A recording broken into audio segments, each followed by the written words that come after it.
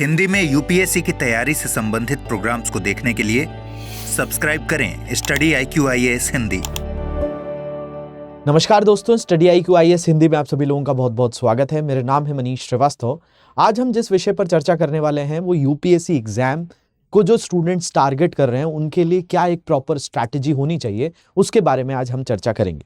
देखिए, अगर हम बात करें तो अभी आप लोगों के पास 3 सेगमेंट हो जाते हैं। एक 2025, उसके लिए स्टूडेंट्स क्या करें, जो 2026 में एग्जाम देने वाले हैं वो स्टूडेंट्स क्या करें, और जो 2027 देने वाले हैं उनकी बात करें। तो ये 3 अटेम्प्ट्स वाले स्टूडेंट्स के लिए विशेष तौर पर आज हम चर्चा करेंगे।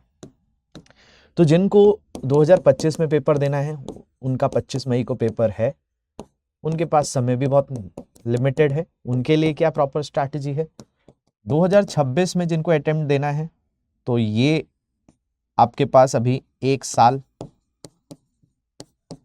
5 महीने के आसपास बचे हुए हैं, और 2027 वालों के लिए ये 2 साल है 5 माह के आसपास।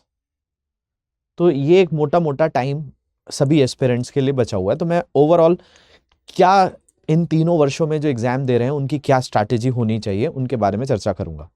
देखिए, अगर हम बात करें 2025 के स्टूडेंट्स के लिए, तो 2025 के स्टूडेंट्स के लिए सबसे मेन चीज यही है कि जो स्टूडेंट्स 2025 के लिए प्रिपेयर कर रहे हैं तो आप बेसिकली ये 2 चीजों को जरूर करें, PYQ और MCQ, GS प्लस CSET। अगर आप रोजाना 50 क्वेश्चन कर रहे हैं, 50 क्वेश्चंस डेली प्रैक्टिस कर रहे हैं अभी भी, तो इसको 70-80 तक बढ़ाइए। यानी आप अगर 50 क्वेश्चन अभी करते हैं या अभी स्टार्ट आप कर रहे हैं तो 50 क्वेश्चन से स्टार्ट करिए, फिर उसको धीरे धीरे 70-80 क्वेश्चंस तक लेकर जाइए। मेन काम आपको सबसे पहले ये करना है। इसके बाद दूसरा जो इंपॉर्टेंट वर्क है, इसमें दोनों चीजों को इंक्लूड करना है, PYQ और MCQ आपको जो मिलेंगे वो कहीं ना कहीं अलग अलग नोट्स से मिलेंगे या टेस्ट सीरीज से मिलेंगे, और PYQs तो आपको यूपीएससी की वेबसाइट पर इजीली अवेलेबल हो जाएंगे, तो आप वो वहां से देख सकते हैं। ठीक है, तो एक चीज तो ये हो गई। अब दूसरा सवाल उठता है कि भाई कैसे इस चीज को किया जाए या क्या इसके लिए स्ट्रैटेजी हो प्रॉपर, तो उसको भी थोड़ा समझने का प्रयास करते हैं। तो यहां पर देखिए, अगर 2025 में अटेम्प्ट आप लोगों को देना है तो सबसे पहली चीज है कि जो आपके नोट्स हैं उन नोट्स को प्रॉपरली रिवाइज करिए,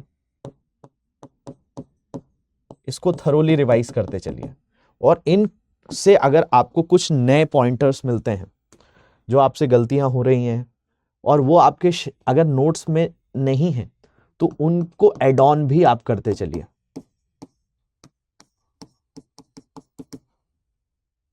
मतलब उसको अपने नोट्स में जोड़ते चलिए, रिवाइज भी करना है, नोट्स में उसको एड ऑन भी करना है।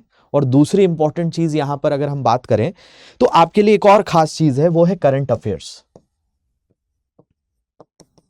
इस करंट अफेयर्स को भी साथ में जोड़कर देखना है।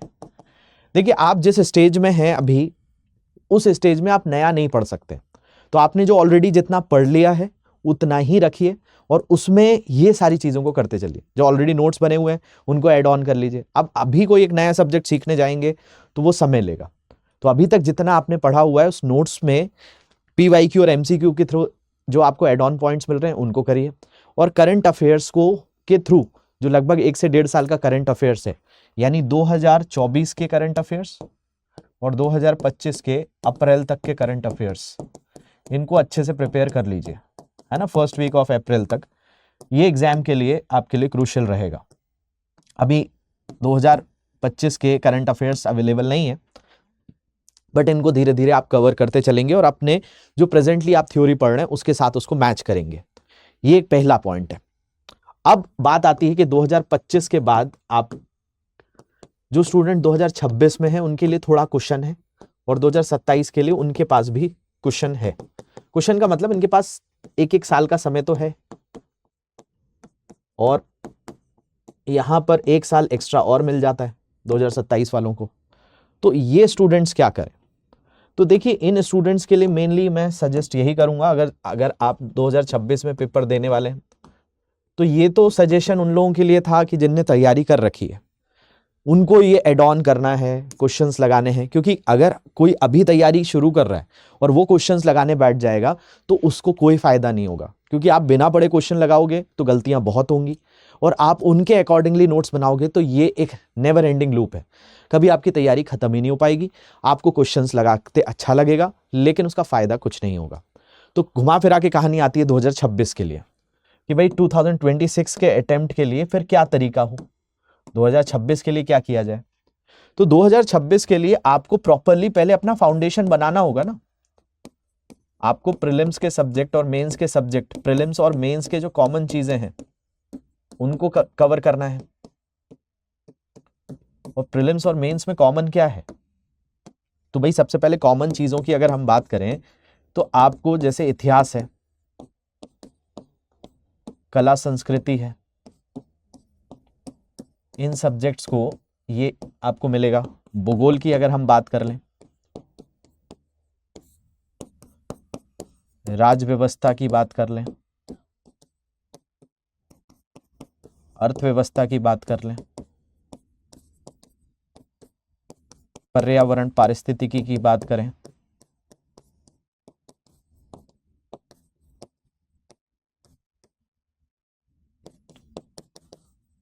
और विज्ञान प्रौद्योगिकी की बात करें,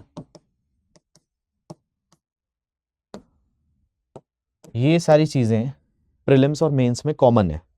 तो इन चीजों को पहले प्रिपेयर करना स्टार्ट करिए। और कुछ ऐसे विषय हैं जो सिर्फ मेंस में आते हैं, तो सिर्फ मेंस का हिस्सा है।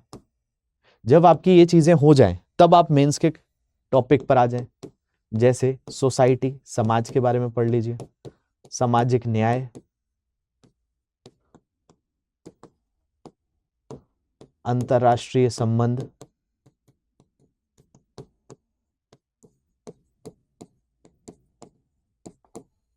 आंतरिक सुरक्षा,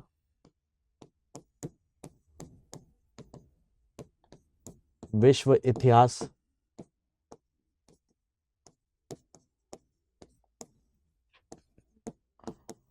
आपदा प्रबंधन, नीति शास्त्र, निबंध लेखन। तो ये कुछ ऐसे विषय हैं जो सिर्फ मेंस में आपको आने वाले हैं, तो इनकी तैयारी उसके बाद करिए। और फिर जो कॉमन सब्जेक्ट इनके अलावा बचते हैं जो सिर्फ प्रीलिम्स में आते हैं, जो प्रीलिम्स में ही खास चीजें हैं, जैसे सी सैट है प्रीलिम्स के लिए, सामान्य विज्ञान है सी सैट के लिए, इनको प्रिपेयर करिए। ठीक है, मैपिंग अच्छे से कवर कर लीजिए, सर्वे देख लीजिए, इकोनॉमिक सर्वे वगैरह, ये जो कि इसमें ही इंपॉर्टेंट हिस्सा हो जाते हैं। तो प्रीलिम्स के लिए जो चीज़ें चाहिए उनको समय दीजिए।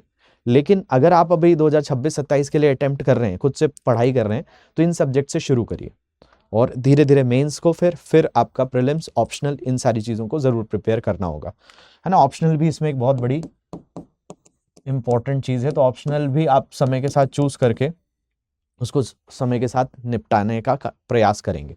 तो 2025 के स्टूडेंट्स के लिए तो अब ना ऑप्शनल चेंज करने का समय बचा है, ना नया ऑप्शनल पढ़ने का समय बचा है, तो आपके पास एक टाइम लिमिट निकल चुकी है। लेकिन 2026 और 27 के लिए ये एक प्रॉपर सेगमेंट मैंने जो बताया है, इसके थ्रू आप एनरोल कर सकते हैं। इसके लिए खास तरीके की चीज़ है P2I फाउंडेशन बैच, जो कि आपको अभी ईयर एंड पर 31 तारीख तक जो वैलिड है। 2026 और 27 के जो हमारे कोर्सेस हैं वो आपको मिनिमम प्राइस पे अवेलेबल है। जब आप क्या यूज़ करेंगे, मनीष लाइव कोड यूज़ करेंगे, तो मनीष लाइव कोड यूज़ करके आप इसमें एनरोल कर पाएंगे। शाम 6 बजे का ये बैच रहेगा और ये आपको इसमें, अगर आप खुद अपने लेवल पे तैयारी कर रहे हैं एक अलग चीज़ है, अगर आपको गाइडेंस की ज़रूरत है तो इस बैच के थ्रू आपको प्रॉपर गाइडेंस दिया जाएगा। और 2025 के लिए SIP बैच भी है हमारा, जो 31 दिसंबर से शुरू होने वाला है। इसका भी प्राइस अभी मिनिमम है, मनीष लाइव कोड यूज़ करके आप इसमें भी एनरोल कर पाएंगे। अधिक जानकारी के लिए ये मेरी इंस्टाग्राम ID है, इस पर जुड़ सकते हैं।